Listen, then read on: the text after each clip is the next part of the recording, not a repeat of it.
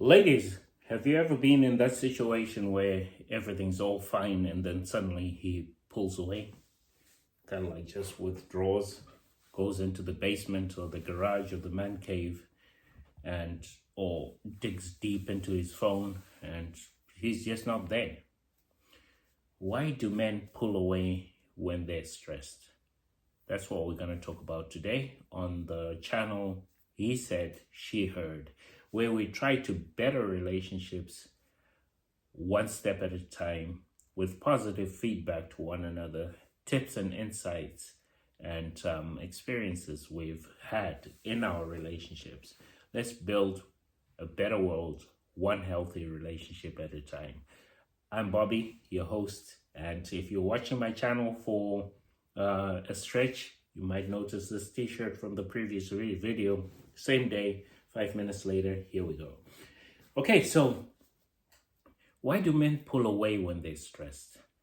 The myth is that he's losing interest versus the truth where it's emotional overload. In the previous episode or previous video, we talked about verbal overload. And now this is emotional overload. Let's talk about that weird moment when everything's going good, then suddenly he's quiet, distant, and deep into his phone or garage projects, like I said before. Men often withdraw to regulate stress. Women connect to regulate stress together. In the previous video, we also talked about how women can process together. They're talking at the same time, right? 6, 7 women talking at the same time.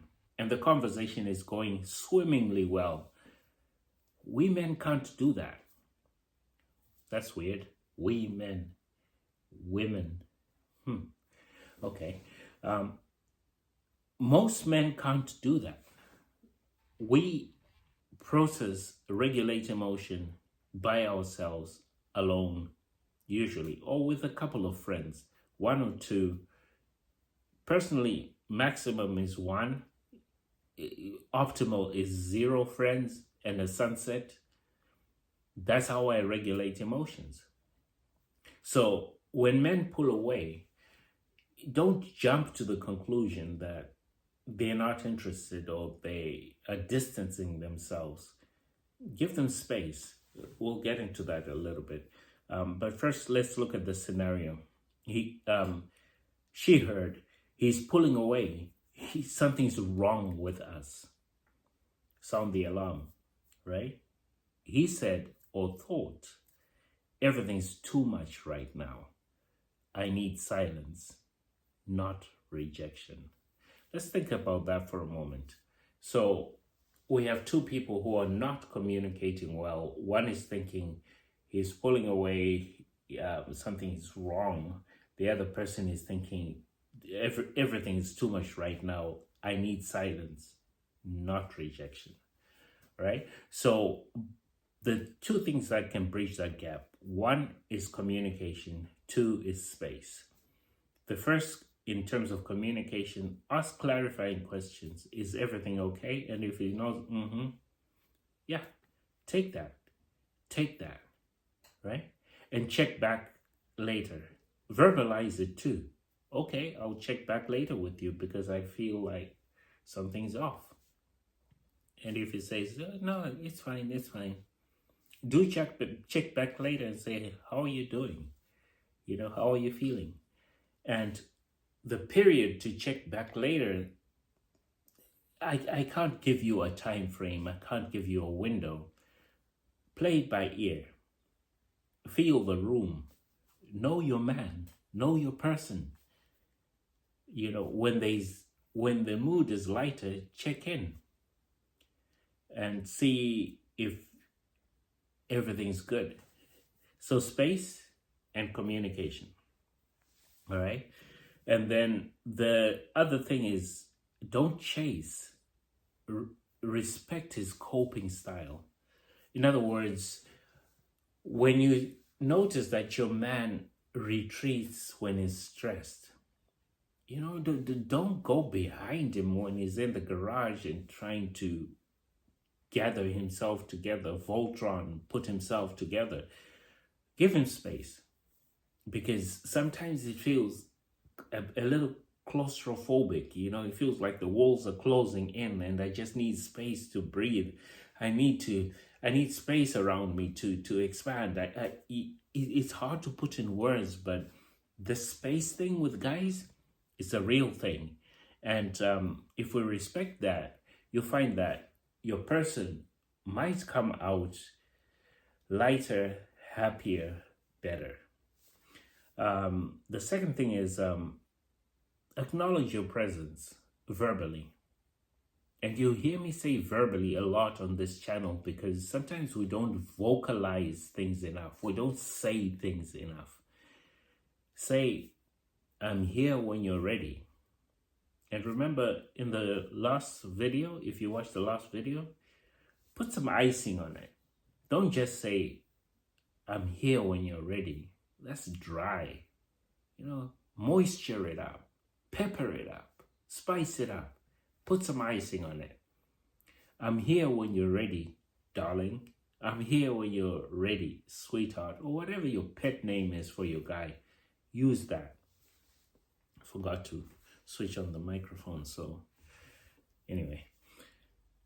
Yeah. Acknowledge your presence. Acknowledge the fact that you are here. And you are open to the idea of waiting until he's ready. Trust me, in most cases, it will be reciprocated.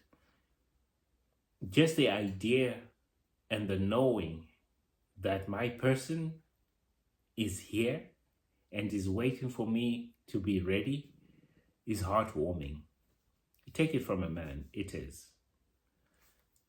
I must preempt that this is not law.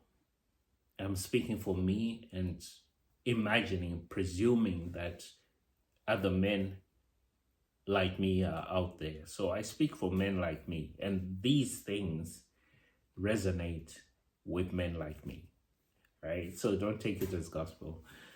All right. Learn to read withdrawal as self-soothing, not sabotage, right? As stated before, sometimes withdrawal is self-preservation. It's self-soothing. It's not sabotage. Now, when it happens 3, 4, 5, 6 times in a row and there's no comeback from that, there's no improvement from the situation, it becomes a mode of operation, then I assume you've got a problem. But intermittent withdrawal, that's just a man thing. When your guy says, hey, I'm gonna hang out with the guys, or I just need some space, or just disappears into a garage, is working on a project all day, give him space. Check in. Do you need anything? Are you good? Can I help you with anything? And take it in stride. Be there for your partner as a partner, not as a parole officer. Yeah. I was gonna say more, but let's keep it PC and friendly. Okay. The fourth thing I want to share is create emotional check-in routines outside stress spikes. So sometimes when I'm stressed, a check-in is not the right thing, right? Sometimes when I'm stressed, I just need space. I just need to be alone. And I also find that check-ins during stress and only during stress kind of become a band-aid. Whereas regular check-ins when things are going good and when times are stressful becomes more nurturing, more endearing. So creating a culture of checking in, emotional check-ins, is vital, especially for our survival as men. Don't just check in on me when things are bad.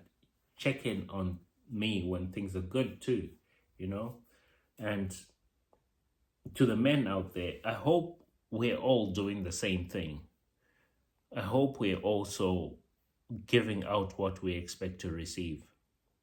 Because this is not about women bashing. This is not about the things women don't get about men. It's also about our education. How do you check in with your partner as a man? Do you only check in when you're both stressed out, or do you check in regularly to make sure things are going swimmingly? All right, the last thing I'll share. Ask, what helps you reset when life gets heavy? Now, this is an early relationship type question. If you're asking what helps you reset when things get heavy and you're 5 years deep into a relationship, you might have missed the boat, and you might have been waiting for the boat while your plane came in. Well, I hope you realize it and you run to the plane, because what I'm trying to say is it might be a little late, right? But if you do realize it, it's never too late to work on stuff. We are a work in progress, so sometimes it's good to identify the core things to put in place, the foundational pieces. Sorry, my back is itching. The foundational pieces to lock in a relationship. I love this question. What helps you reset when life gets heavy? And how can I be a support to you, partner? Don't be weird like that, but you get what I mean. You get it. So, yeah. It sounds a bit prescriptive, like, okay, I'm asking him what helps you reset, but make it natural, make it flow. How do you reset? How do you recharge? And how can I be a support to you? Know your person.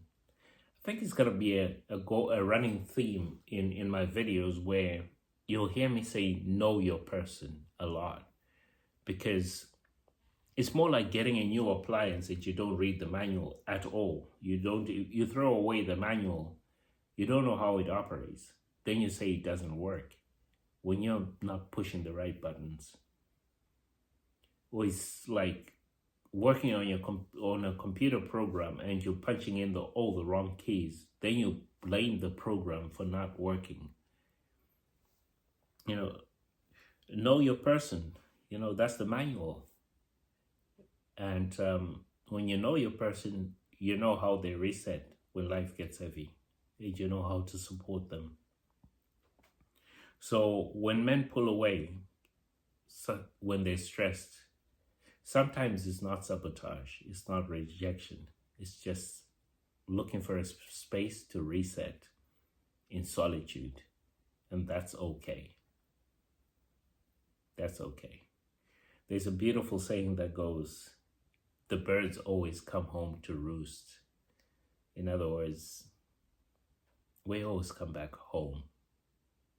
So create a home for him to come back to. And if you're a man looking for tips in relationships, create a home for her to come back to. All right, so in going out, he's not ghosting you. He's grounding himself. Understanding that might just save you your next argument. All right, this is Bobby on the YouTube channel, podcasts, wherever you're listening to this. He said, she heard, where we try to better relationships, create healthy relationships, one relationship at a time, with tips, advice, experience we all collectively share in this world. Thanks so much for watching, and I hope to catch you in the next one. Please like and subscribe, share if you found this content useful. Have a beautiful one.